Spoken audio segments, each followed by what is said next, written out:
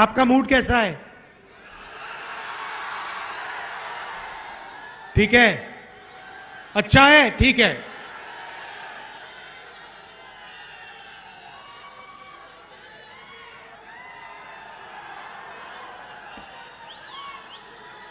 रास्ते में बिहार के युवाओं का जोश, बिहार की जो क्रांतिकारी हिस्ट्री है वो थोड़ा देखने को मिला। अब हमारी भारत जोड़ो न्याय यात्रा बिहार से निकलेगी, आपसे मिलने का मौका मिलेगा, आपसे बातचीत करने का मौका मिलेगा। ये हमने भारत जोड़ो यात्रा 1 साल पहले की, कन्याकुमारी से कश्मीर तक चले, 4000 किलोमीटर, हर रोज 20, 25, 30 किलोमीटर चलते थे 6 बजे उठकर, और लाखों लोग हमारे साथ चले। समुद्र के तट से शुरू किया, हिमालय तक पहुंच गए, पूरा देश देखने को मिला। युवाओं से बात की, किसानों से, मजदूरों से 7-8 घंटे बात होती थी, अलग अलग लोगों से बात होती थी, और फिर शाम को 15-20 मिनट ऐसे हम अपनी बात रखते थे। लोगों ने हमसे पूछा 4000 किलोमीटर चलने की क्या जरूरत हुई? कहा कि देखिए राहुल जी, 4000 किलोमीटर शायद पहले कोई चला नहीं है, आपको जरूरत क्यों पड़ी? मैं कहता था देखिए, पूरा का पूरा सिस्टम जो है, मीडिया का सिस्टम, हिंदुस्तान का सिस्टम चुने हुए लोगों के हाथ में है, नरेंद्र मोदी जी के हाथ में है। मैंने अभी प्रेस वालों को मित्र कहा, मगर हमारे मित्र विपक्ष की बात टीवी पे तो नहीं दिखाते, अखबारों पे तो नहीं दिख पढ़ाते, सही ना? वो टीवी पे आपको नरेंद्र मोदी जी का चेहरा दिखेगा, वो अदानी अंबानी का चेहरा दिखेगा, उसके साइड पे आपको ऐश्वर्या राय, अमिताभ बच्चन नाचते हुए दिख जाएंगे, डांस करते हुए, 2-3 क्रिकेट वाले दिख जाएंगे, मगर गरीब किसान, मजदूर, बेरोजगार युवा आपको नहीं दिखने वाला। जैसे हजारों किसान दिल्ली की ओर चल रहे हैं, उन पर टीयर गैस चलाया जा रहा है, छर्रे मारे जा रहे हैं। मैंने 2 दिन पहले किसानों से बात की, फोन पे बात की। एक्स आर्मी का जवान था, उसके मुंह पे छर्रे मार दिए। मैंने उससे कहा देखो, आप पहले देश के लिए लड़ रहे थे, जब आप सेना में थे तब आप देश के लिए लड़ रहे थे, मगर आप ये मत सोचो कि आप आज देश के लिए नहीं लड़ रहे हो। जो आपने छर्रे मुंह में, जो आपके छर्रे मुंह में लगे हैं, ये भी आप देशभक्ति का काम कर रहे थे, किसानों की लड़ाई लड़ रहे थे। तो मीडिया में तो नहीं दिखेगा भैया, आप देख लो, यहां पे आपको भारत जोड़ो न्याय यात्रा में हजारों लोगों की भीड़ दिखेगी, मगर आप टीवी ऑन करोगे तो सिर्फ नरेंद्र मोदी जी का चेहरा दिखेगा। वो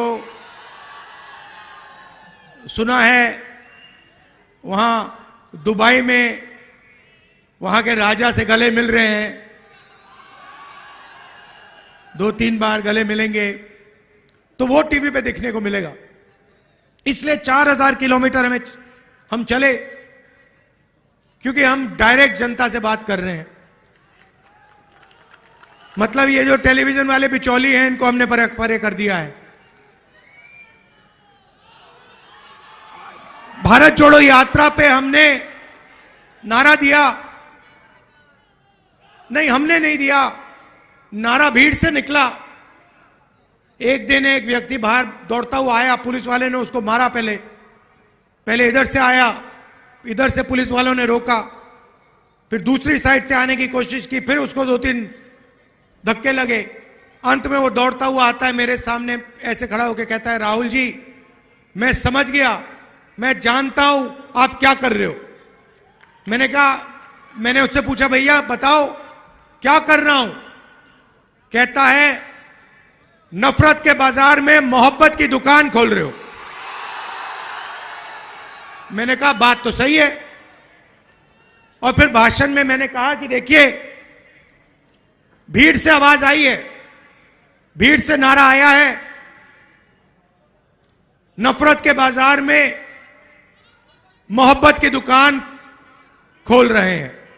और सिर्फ मैं नहीं खोलता हूं, ये मोहब्बत की दुकानें आप सबके दिलों में है। आपने देखा होगा, कांग्रेस के किसी भी कार्यकर्ता को देखो, हमारे नेताओं को देखो, मुस्कुराते हुए चेहरे दिखेंगे। टेंशन हो, मुश्किल हो, कठिनाइयां हो, कांग्रेस पार्टी के नेता, कांग्रेस पार्टी के कार्यकर्ता मुस्कुराते हुए दिखेंगे। सही? देखो सारे के सारे मुस्कुरा रहे हैं। दूसरी तरफ बीजेपी के कार्यकर्ताओं को देखो, ऐसे देखते हैं। पूरी दुनिया को रोज ऐसे देखते हैं कि बाकी सब लोगों को कुछ नहीं मालूम, आरएसएस और बीजेपी के लोगों को सब कुछ मालूम। सोच है उनकी। और देश में कोने कोने में नफरत फैलाते रहते हैं। मणिपुर को जला दिया, एक जात को दूसरी जात से लड़ाते हैं, एक धर्म को दूसरे धर्म से लड़ाते हैं। तो उनके हिंसा और नफरत के खिलाफ हमने भारत जोड़ो यात्रा की और यह नारा दिया, नफरत के बाजार में मोहब्बत की दुकान। रास्ते में एक और बात पता लगी, 4000 किलोमीटर लाखों लोगों से मिले। हमने पूछा, भैया बताओ, ये देश में जो नफरत फैल रही है, हिंसा फैल रही है, क्रोध है, इसका कारण क्या है? मैंने यह सवाल हजारों बार लोगों से पूछा, आम जनता से पूछा। नहीं, मोदी नहीं है, मैं आपको बताता हूं। मोदी इस चीज का चिन्ह है, मगर मोदी कारण नहीं है, कारण दूसरा है। और किसानों ने मुझे बताया, युवाओं ने बताया कि राहुल जी, हर रोज हमारे खिलाफ कोई ना कोई अन्याय किया जाता है। हिंदुस्तान में गरीब लोगों को, कमजोर लोगों को 21वीं सदी में न्याय नहीं मिल सकता। और इसका नतीजा नफरत और हिंसा है। और यह बिल्कुल सही बात है।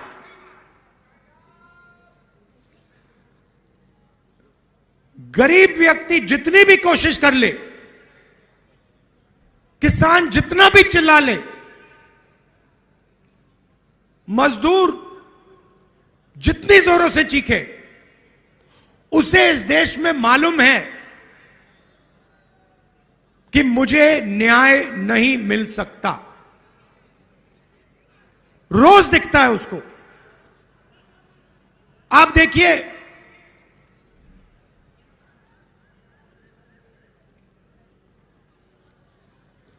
सबसे अमीर लोगों का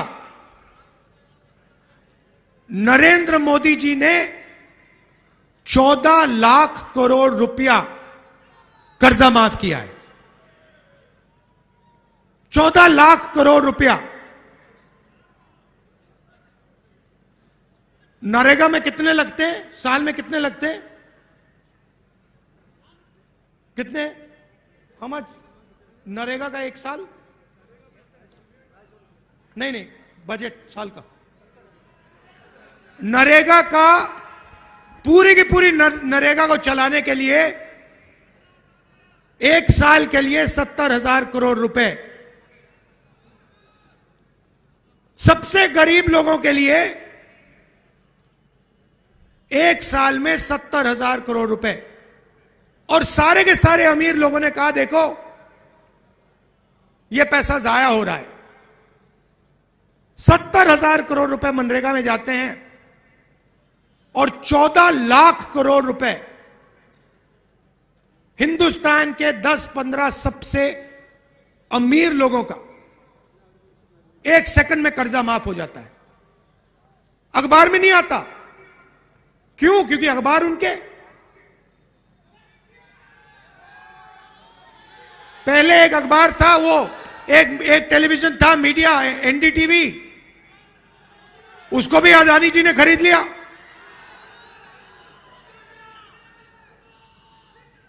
तो जहां भी आप देखें, किसानों की ओर देखो, युवाओं की ओर देखो, मजदूरों की ओर देखो, आपको अन्याय या अन्याय दिखेगा। 21वीं सदी है।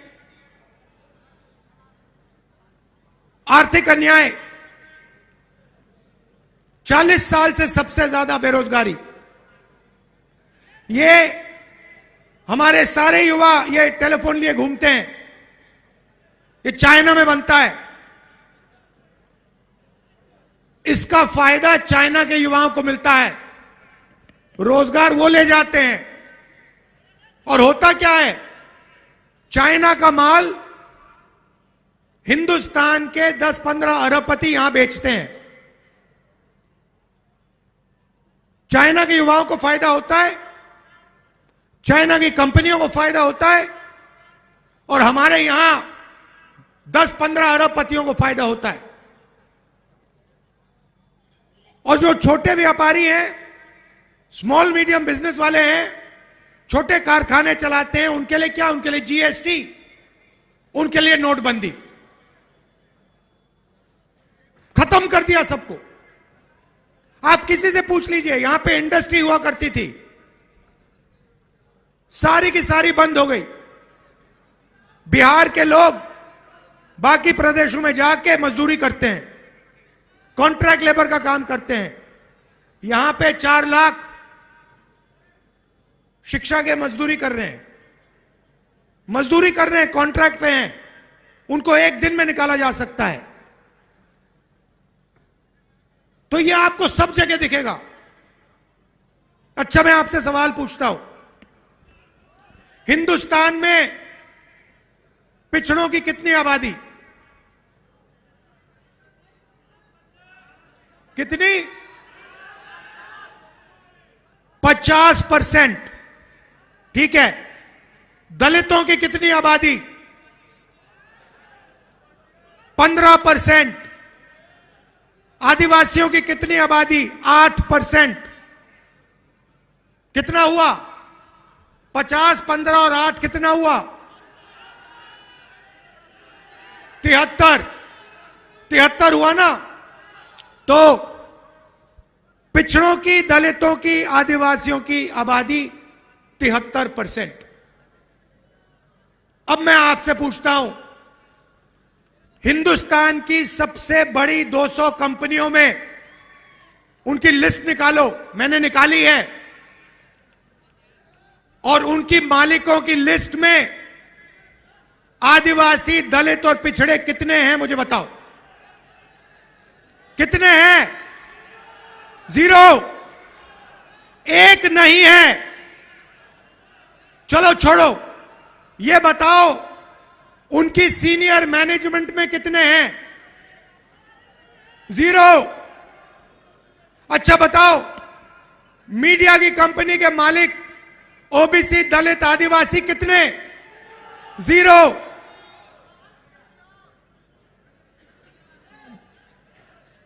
प्राइवेट अस्पतालों के मालिक बताओ? 0। प्राइवेट कॉलेज यूनिवर्सिटी के जो बड़े बड़े संस्थाएं हैं उसमें बताओ कितने? 0। एक नहीं दिखेगा आपको। अब एक काम करो, कॉन्ट्रैक्ट लेबर की लिस्ट निकालो, मजदूरों की लिस्ट निकालो और उसमें उनके नाम पढ़ो। आपको सारे के सारे दलित, आदिवासी और पिछड़े मिलेंगे। उसमें थोड़े से जनरल कास्ट के गरीब लोग मिलेंगे। यहां पे जनरल कास्ट के लोग हैं। आपसे पूछता हूं, हिंदुस्तान की सबसे बड़ी कंपनियों में गरीब जनरल कास्ट के लोगों के लिए कितनी जगह है? मुझे बताओ। 0। 90 लोग इस देश को चलाते हैं। 90 आईएएस अफसर इस देश के बजट को बांटते हैं। प्रधानमंत्री नहीं बांटता, एमपी नहीं बांटते, 90 अफसर देश के बजट को बांटते हैं। वो चुनाव नहीं लड़ते कभी, वो परमानेंट रहते हैं। चाहे कुछ भी हो जाए, चुनाव कोई भी जीत जाए, हार जाए, कोई फर्क नहीं, ये 90 लोग वहीं के वहीं बैठे रहेंगे। मुझे बताओ, 90 में से 73% वाली आबादियों के कितने लोग? भाई और बहनों, 90 अफसरों में से 3 पिछड़े वर्ग के, उनको कोने में बैठा रखा है। 3 एससी और 1 आदिवासी। भाइयों और बहनों, अगर हिंदुस्तान की सरकार बजट में 100 रुपए खर्च करती है तो ओबीसी अफसर 5 रुपए का निर्णय लेता है। आदिवासी अफसर 100 रुपए में से 10 पैसों का निर्णय लेता है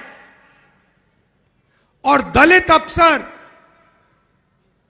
100 रुपए में से 1 रुपए का निर्णय लेते हैं। मतलब अगर हिंदुस्तान की सरकार बजट में 100 रुपए खर्च करती है तो इस देश की 73% आबादी सिर्फ 6 रुपए 10 पैसे का निर्णय लेती है।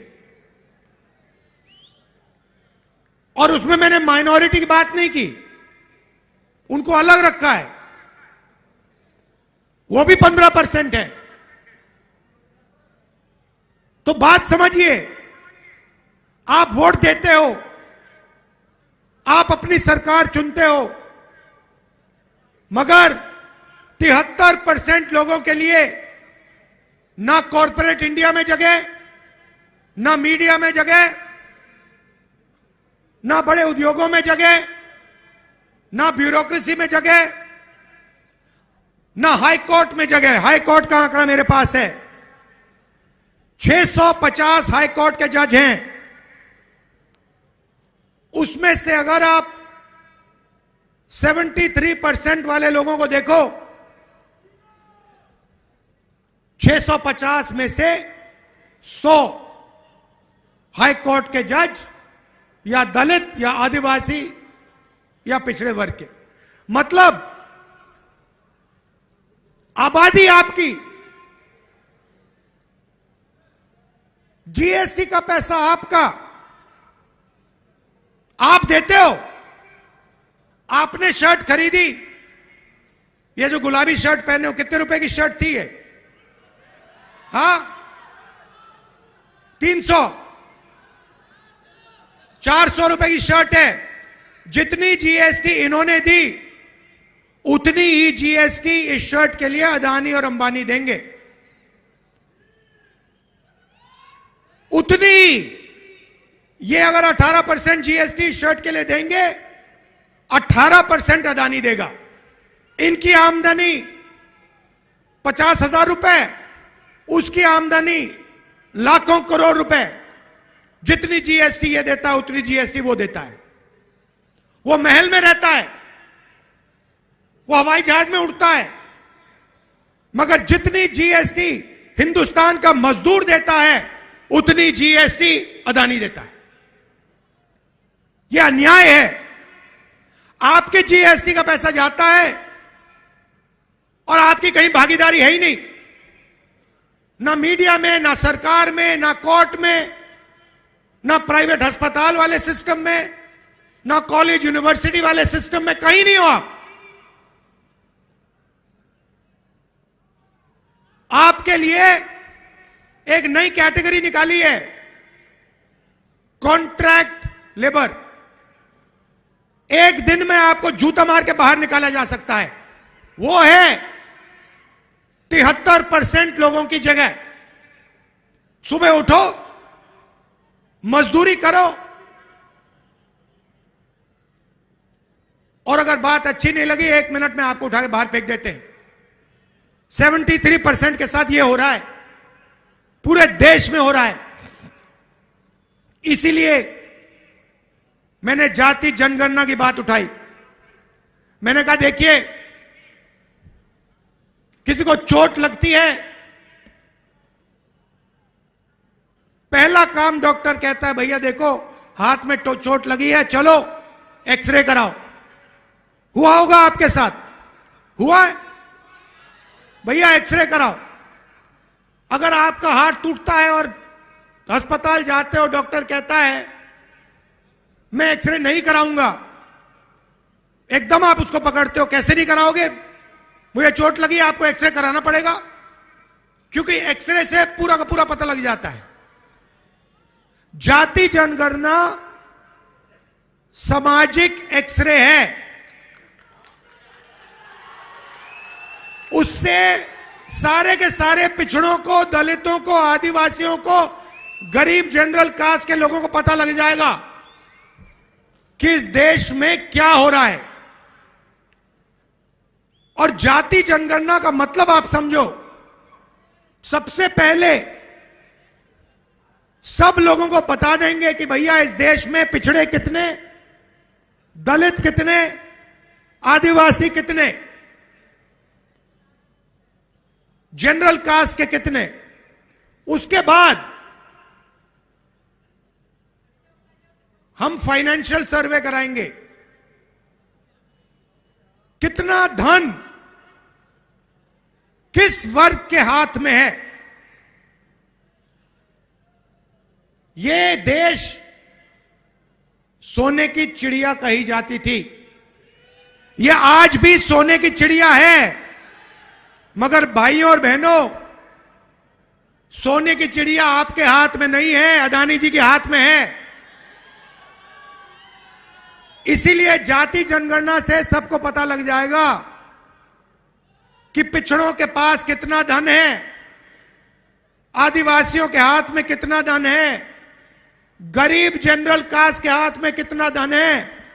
और ये 1% लोग, अरबपति लोग, बड़े बड़े ब्यूरोक्रेट्स, इनके हाथ में कितना धन है। दूध का दूध, पानी का पानी हो जाएगा। ये भाइयों और बहनों क्रांतिकारी कदम है। आजादी जैसे हुई थी, क्रांतिकारी कदम, सफेद क्रांति, हरी क्रांति, कंप्यूटर रेवोल्यूशन, बैंक नेशनलाइजेशन, वैसा ही एक क्रांतिकारी काम है। और मैं आपको बता रहा हूं, इसके बिना आप सब लोग भूखे मर जाओगे, कुछ नहीं बचेगा, ना रोजगार मिलेगा, ना आपके बच्चों के पास भविष्य होगा, क्योंकि 1% लोग पूरा का पूरा धन उठा के ले जाएंगे। इसीलिए मैं कह रहा हूं, सामाजिक न्याय का अगला कदम जाति जनगणना है और कांग्रेस पार्टी इस काम को करके दिखा देगी। कुछ ही दिन पहले हमने एक ऐतिहासिक कदम उठाया। पहली बार हिंदुस्तान की हिस्ट्री में हमने कहा कि हिंदुस्तान के किसानों को हम लीगल गारंटी दे के एमएसपी देंगे। कानूनी गारंटी वाली एमएसपी कांग्रेस पार्टी हिंदुस्तान के हर किसान को देने जा रही है। ऐतिहासिक काम है। जैसे ही मैंने जाति जनगणना की बात की, नरेंद्र मोदी जी कहते हैं हिंदुस्तान में जात तो है ही नहीं, एक अमीर है एक गरीब है, दो ही जात हैं। पहले कहते थे मैं ओबीसी हूं, अब कहते हैं दो ही जात हैं। हमने एमएसपी की गारंटी दी, बीजेपी के लोग कहते हैं कांग्रेस पार्टी ये कर ही नहीं सकती। पहले हमारे बारे में कहते थे कांग्रेस पार्टी किसानों का कर्जा माफ नहीं कर सकती। 72,000 रुपए कर्जा माफ करके हमने दिखा दिया, 2 मिनट में दिखा दिया, 10 मिनट लगे उसको करने के लिए। तो यही भारत जोड़ो यात्रा का लक्ष्य है कि हम सामाजिक न्याय, आर्थिक न्याय, इन चीजों की बात करें और इन चीजों की लड़ाई लड़ें। बीजेपी ने राम मंदिर का उद्घाटन किया, देखा आपने? मुझे बताओ, टीवी आप सबने देखा, आपने उद्घाटन में एक गरीब व्यक्ति का चेहरा देखा?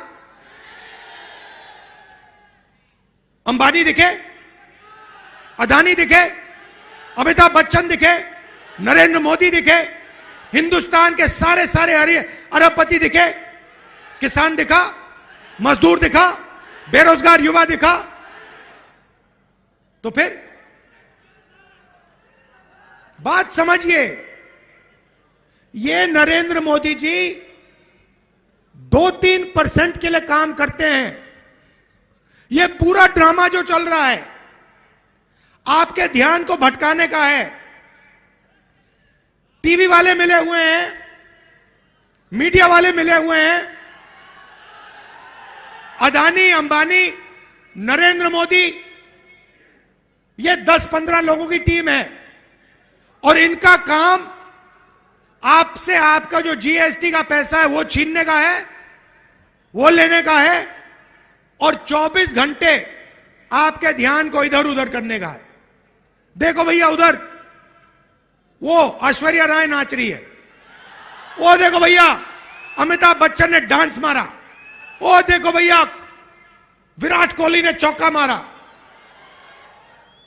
ओ भैया देखो पाकिस्तान में लड़ाई हो गई, ओ देखो चाइना में ये हो रहा है।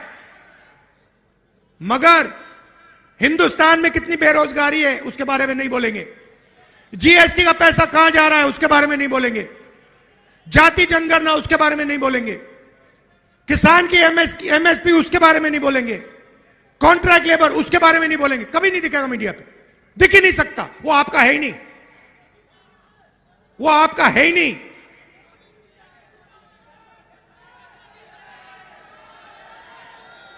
तो ये हिंदुस्तान में लड़ाई है,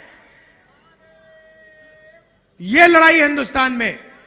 एक तरफ 99% लोग, उसमें 50% पिछड़े लोग, 15% दलित, गरीब जनरल कास्ट के लोग, आदिवासी, माइनॉरिटी, ये सब, और दूसरी तरफ चुने हुए अरबपति, नरेंद्र मोदी, मीडिया। इसीलिए हमने भारत जोड़ो यात्रा में न्याय शब्द जोड़ दिया।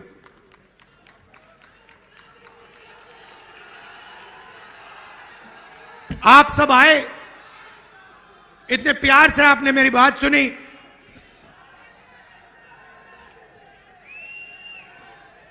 इतने प्यार से आपने मेरी बात सुनी और इतने जोश से आपने मेरा यहां स्वागत किया। दिल से आपका धन्यवाद करना चाहता हूं।